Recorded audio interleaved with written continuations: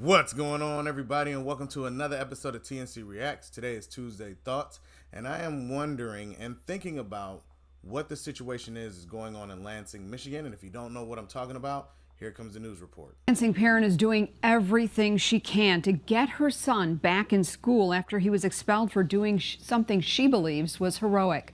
Good evening, I'm Ann Emmerich. Savitra McClurkin says her son is being punished after disarming a classmate's gun at Dwight Rich School of the Arts. He took the gun apart and threw away the bullets, but didn't tell an adult until later. News 10's Amaya Kaznicki joins us live with what's next for this student. And McClurkin says she's been trying to get in contact with the Lansing School District for quite some time, but isn't getting any response. In search for answers, she made an appearance at tonight's meeting of the Lansing School Board, asking them face to face why her son can't return to school. What am I to do? He's 11 years old, 7th grade, never been in trouble before. A Lansing mom is pleading for her son to be reinstated in school after she says he was expelled for possession of a weapon. They kicked him out of school for the whole year. Online schools are honoring their decision, nor did they provide us a different resource or a different avenue to go. Savitra McClurkin says her son is being punished for disarming and dismantling a gun that another student brought to the Dwight Rich School of the Arts back in May, and for not speaking up about it right away. He didn't want to implicate himself in it, nor did he want to tell on the person that actually brought the firearm. Because he knows firearms aren't supposed to be in school. He was able to disarm and disassemble the gun because of his hunting background. McClurkin says in the moment, her son was scared and thought he was helping the other students around him. It's devastating because he's a bright kid, and all he wants to do is be a kid. And as a parent, I feel like I may be more devastated than him. At Thursday night's board meeting, the Lansing School District declined to comment on the issue, even after McClurkin took the stand during public comment. They are setting my child up for failure. They're setting him up to be a statistic. And I've been doing everything in my will and my power to keep him from that. After 180 days, they may or may not reinstate him. So then what? Right now, McClurkin says her son has been doing online school, but it's not an accredited program. It's meant to help him stay on track while he's at home. Ann, back to you.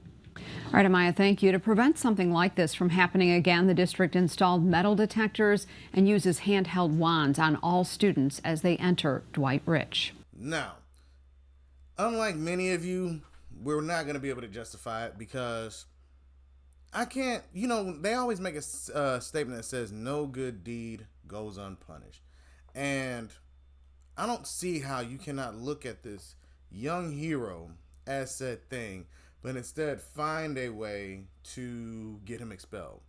In my opinion, this almost comes off as, they always say Lady Justice is blind. And you're right, because she can't see nothing nowadays, man. Her justice has been very flawed for hundreds of years. And when is the correction coming? Because if a young man is able to save the school, because you really got to ask, why is that other kid bringing it? What is happening as a kid of their age where you're bringing it to school? Fortunately, this kid had a knowledge of said weapon and knew how to break it down and discard it. But where did the kid get it from? Where did the kid have the money to purchase it? And what was the reason behind it? But instead, you say, expel this kid. Now, who knows what happened to the other student? Because of their age, you're not allowed to release that type of information.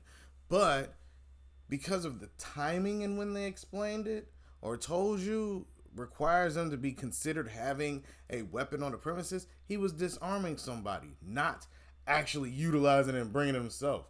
And it sounds bad when you want to bring up race into it, but it almost seems racial because if I couldn't understand if it wasn't someone of a different complexion that they wouldn't be like, he is a hero, yay, because it's not based on speed. I think sometimes they punish young black boys just because that's all they know how to do. Somewhere in the system it's like, no, this was right, you did the best thing possible, thank you, let's get this corrected. Instead it's, nope, bye, don't come back here. I don't get it. It irritates me You know, you try not to make it about race. You try not to make it about other things outside of the fact that that school is stupid and the district is dumb as well, because there is no way that you can look at this and find any wrongdoing in what this young man did. Okay, didn't want to get another kid in trouble. Okay, you educate the kid. Hey, we understand that you don't want to get anybody in trouble, but this kid may need help.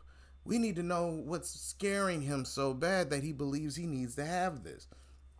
This is why you tell us sooner, but don't worry, we'll get this figured out. Because not everything is needed to be a finality in your path. It can be, let's get some education in here. Let's find some form of forgiveness for these children and some wiggle room. It's like, come on, man, these kids are not working with brains that ain't even started developing for real.